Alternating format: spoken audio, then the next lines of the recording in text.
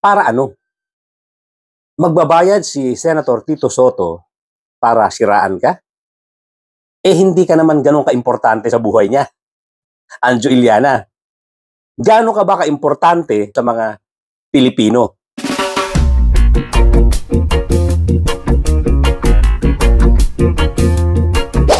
Doon po sa mga bago lang dito sa aking channel, kindly subscribe, kindly hit the notification bell, pati na rin yung like button, at pakishare na rin po para lumaki ang ating community. At tuloy-tuloy na po tayo sa ating topic for today. Bago tayo pumunta sa ibang issue, gusto kong bigyan ng reaction itong ginawa ni Anjo Iliana na pagsasalita sa media, sa social media, na sinasabi niyang pinapakita niyang disappointment niya na meron daw bayarang mga vloggers itong si Tito Soto na binibira siya o sinisiraan siya at kung ano-ano mga pinagsasabi sa kanya.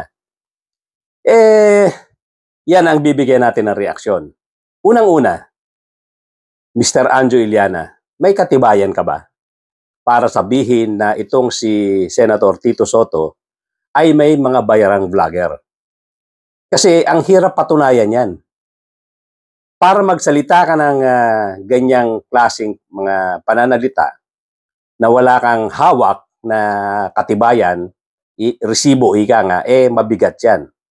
Anytime pwede kang buweltahan ni Senator Tito Soto. At sa totoo lang, para ano?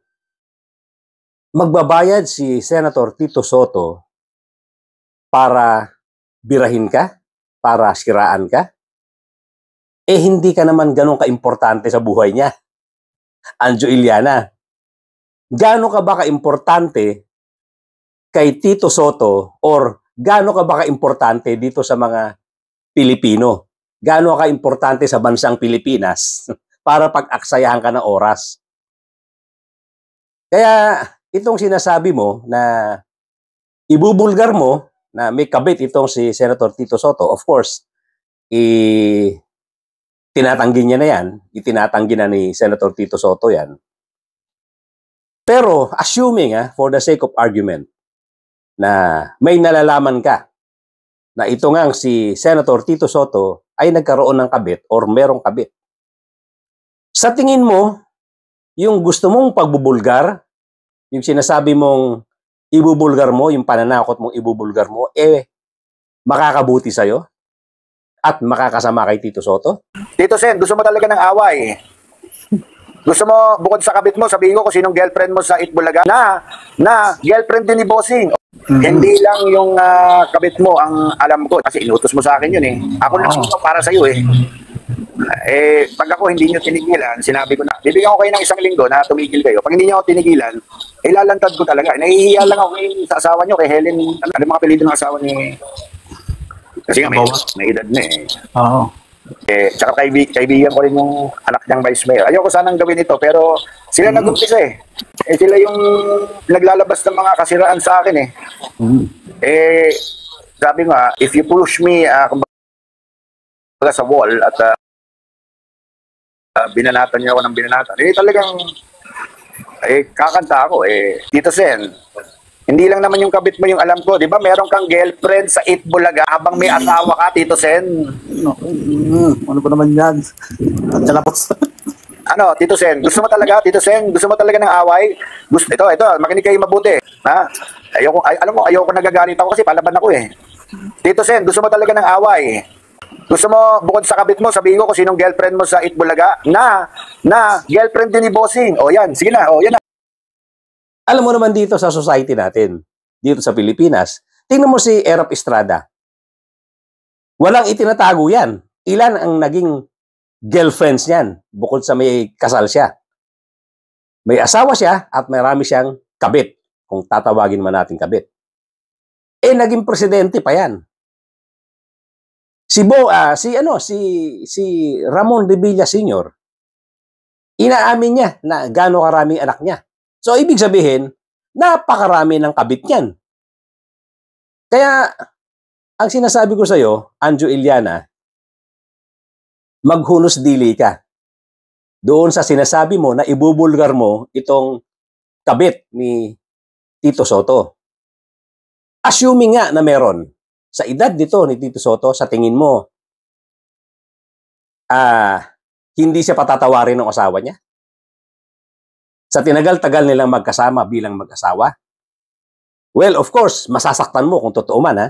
Masasaktan mo yung babae na sinasabi mong kabit. Pero saglit lang yan eh. Maghihilom agad yan. Kasi nga sinasabi natin, dito sa society natin, especially dito sa Pilipinas, hindi naman ganun kalaking issue yung sinasabi mong kabit-kabit kahit na politiko ka pa. Hindi siya ganun kalaking issue. Another question, ikaw ba hindi ka nagkaroon ng kabit? Karamihan dito sa mga artista na mga lalaki sa Pilipinas, karamihan dyan may kabit. Kaya hindi mo pwedeng i-claim na malinis ka. Kaya gusto mong ibulgar itong si Senator Tito Soto. Again, uulitin ko,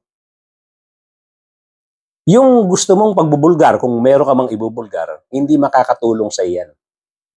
Makakasakit ka ng mga tao, panandalian lang. Pero, ito ang sasabihin ko sa iyo. Ang tama niyan sa iyo, panghabang buhay. Ngayon pa lang, sirang-sira ka na sa publiko. Kasi parang parang sour graping. Meron ka bang hiniling kay Tito Soto na hindi na ibigay sa iyo? Yung bang pagkakatanggal mo sa Itbulaga ay masakit na masakit para sa iyo dahil hanap buhay mo yan, permanent na hanap buhay mo yan dati. Yan ba ang dahilan kaya ka nagkakaganito? Or meron bang politiko sa likod mo na binibigyan ka ng pabor para gawin mo ito kay Senator Tito Soto? Yan yung mga posibleng dahilan. Pero ang pinaka-main issue ko sa'yo, mag-isip-isip ka, ha? Anjo Iliana. Dahil sinasabi ko sa'yo, ngayon pa lang, sirang-sira ka sa publiko. Kahit na ilabas mo pa yan, sinasabi ko nga, kung totoo yan, kung totoo yan, ang epekto niyan kay Tito Soto, ang epekto niya sa pamilya niya, ang epekto niyan doon sa babaeng sinasabi mong naging kabit, panandalian lang. Pero, ang epekto niyan sa personality mo, ang epekto niyan sa pagkatao mo, habang buhay na. Kung matatandaan mo, ito pa, mga example ng iskandalo dito sa Pilipinas. Yung mga sex video na lumabas dito sa Pilipinas, yun of course, yun talaga ang medyo matinding iskandalo yun. Dahil nagpakita ka ng iyong talagang buong pagkatao. Babae at lalaki. Nagkaroon ng ganyang iskandalo. Nasaan sila ngayon? Tanggap na uli ng mamamayang Pilipino. Nakakalimutan yan. Mr. Anjo Iliana. Kahit na ganun pa kabrutal, hindi naman siguro ganun kabrutal ang sinasabi mong kabit-kabit na yan. Yung sinahawakan mong, sinasabi mong gusto mong ilabas. At sinasabi ko nga kanina, sa edad nitong si Senator Tito Soto, sa tagal nilang magkasama ng asawa niya, sa tingin mo, kung meron kang issue ng kabit-kabit na yan, hindi siya patatawarin kaagad ng asawa niya, assuming meron talaga. Ha? Alam mo yung mga ganyang edad? Pangalawa, mga artista, kayo. Artista si Tito Soto, artista yung asawa niya. Yung mga ganyang klaseng issue, walang masyadong epekto yan sa kanila. Lalong-lalo na nga ang sinasabi ko, at this point in his life, yung edad niyang ito, or at this point in their lives nilang mag-asawa, sa edad nilang yan, masisira pa ba sila? Or magkakasira pa ba sila dahil lang sa babae? Isipin mo maigi yan, Anjo Iliana. Yung babae, maaring masaktan. Kung meron maaring masaktan. Pero again, dahil may pamilya na siya or may asawa siya, yun, mas tatamaan yun. Of course. Pero sabi ko nga, sa edad nilang ito, sa tingin ko may edad na rin naman yung babae, sa tingin mo, hindi yan palilipasin kaagad ng pamilya niya? Mababaw ka, Anjo Iliana. Mababaw ang issue mong ibinabato kay Senator Tito Soto. Ngayon pa lang, sinasabi ko nga, ikaw ang nasisira. Kasi nawawala yung pagiging gentleman mo. Nawawala yung pagiging macho mo. Nagiging marites ka. Marites ang tingin sa'yo ng mamamayang Pilipino. Kasi ano yan masyadong cheap. Masyadong cheap na issue. Pangkaraniwan yan na nangyayari sa show business. Hindi mo ba alam yan? Artista ka rin. At ikaw, malamang-lamang, hindi ka rin nakalusot sa mga ganyang kabit-kabit na yan. Malamang-lamang.